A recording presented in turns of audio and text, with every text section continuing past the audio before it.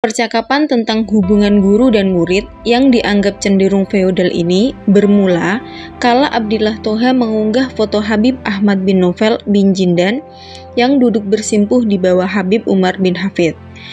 Murid Ketua Umum Majelis Hikmah Alawiyah Habib Ahmad bin Novel bin Jindan semalam bersimpuh di bawah gurunya Habib Umar bin Hafid mendengarkan pesan sang guru bagi lembaga baru yang dipimpinnya untuk teguh menjalankan misinya bagi kebaikan kita semua.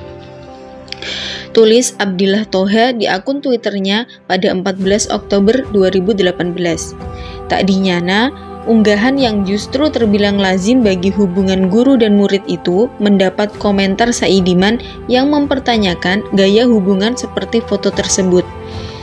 Apakah gaya hubungan murid dan guru begini tidak rada-rada feodal? Di negeri maju, guru dan murid lebih setara, saling mengisi malah.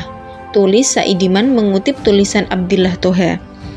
Tentu komentar itu mendapat jamak balasan dari warganet bahwa apa yang dikatakan Saidiman berlebihan, bahwa sejatinya hubungan guru dan murid seperti itu adalah bagian dari adab bentuk penghormatan murid kepada gurunya.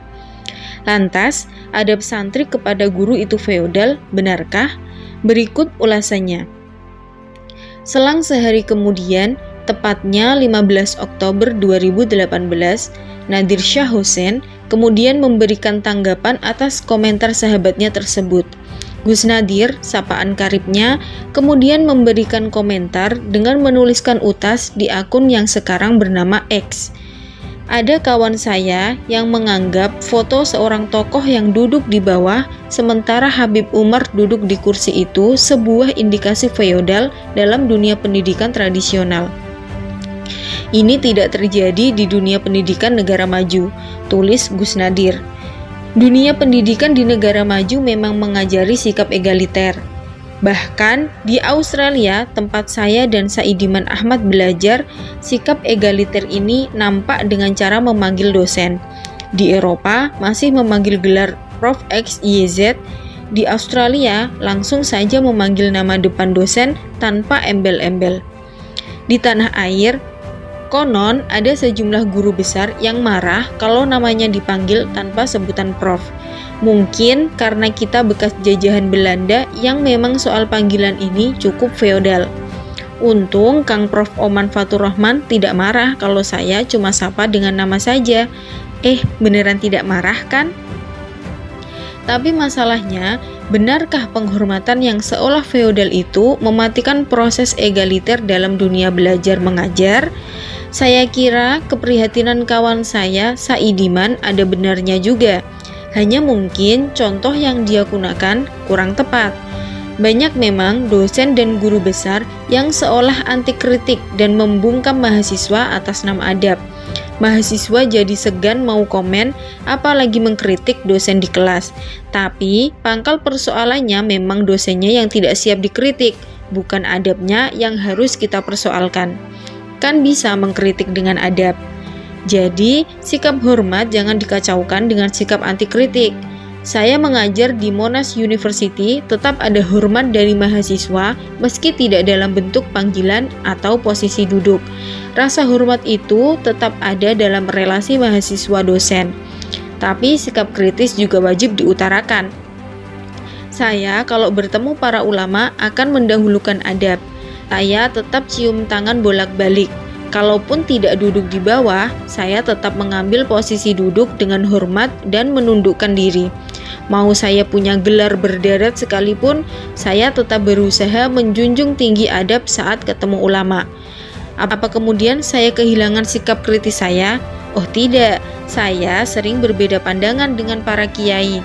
Tapi bukan pribadi para masyayikh yang kita kritik, melainkan pandangannya. Itu pun tetap harus kita sampaikan dengan penuh adab. Bahkan untuk sekedar bertanya pun kita harus tahu adab.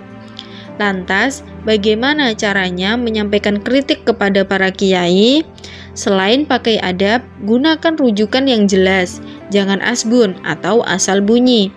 Dunia para kiai itu dunia kitab.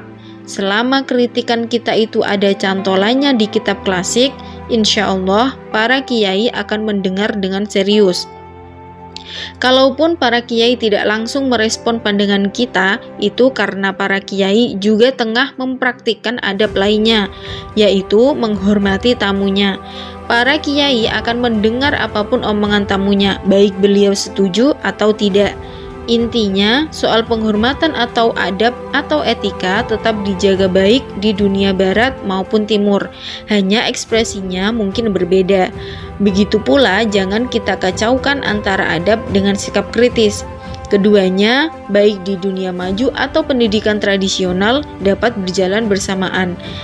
Tanggapan Gus Nadir itu pun kemudian mendapat tanggapan dari Habib Ahmad bin Novel bin Jindan, sosok yang menjadi perbincangan lantaran fotonya yang duduk bersimpuh di bawah. Apa yang antum sampaikan sangat bermanfaat dan berharga sekali. Mudah-mudahan Allah senantiasa memberikan keberkahan atas ilmu antum. Tulis Habib Ahmad bin Novel mengomentari tanggapan Gus Nadir. Lalu Habib Ahmad bin Novel menjelaskan bahwa kakeknya juga demikian dalam menulis banyak karya tentang biografi guru-gurunya yang jumlahnya mencapai 350-400an guru. Dalam karya kakeknya, Habib Salim menuangkan pujian dan kemuliaan para guru-gurunya dengan begitu hebat. Namun, di saat yang sama, dirinya juga kerap mengkritik pemikiran-pemikiran ilmiah yang lahir dari gagasan guru-gurunya. Baginya, adab dan akhlak serta penghormatan tidak menghalangi seseorang untuk berdiskusi kajian ilmiah sama sekali. Beliau mencontohkan Imam Ahmad bin Hambal dengan Imam Syafi'i dalam segi penghormatan dan dalam segi perbedaan pendapat yang sangat runcing antara keduanya, di mana perbedaan itu bisa dilihat dari hukum-hukum dua madhab mereka. Tidak hanya Habib Ahmad bin Novel, tulisan Gus Nadir itu juga mendapat respon dari dosen New York University Ismail Fajri Alatas. Ismail menulis, penjelasan Gus Prof Nadir ini menjadi jawaban konklusif atas pertanyaan Saidiman. Penghormatan pada hierarki kesarjanaan tidak sama dengan ketiadaan critical ability. Menurutnya, feodal bukan kata yang tepat karena feodalisme berbasis penguasaan tanah dan kewajiban military service. Dan Saidiman Ahmad pun mengakui bahwa penjelasan Gus Nadir tersebut bisa diterima oleh akal. Terima kasih Mas, ini penjelasan yang sangat masuk akal. Tulis pria yang aktif sebagai peneliti politik dan kebijakan publik Saiful Mujani Research tersebut. Dengan demikian, menjawab pertanyaan apakah adab santri kepada guru seperti yang biasa tampak di pesantren-pesantren itu feodal, jawabannya tentu jelas tidak. Sekali lagi, hubungan itu adalah penghormatan dan bagian dari adab.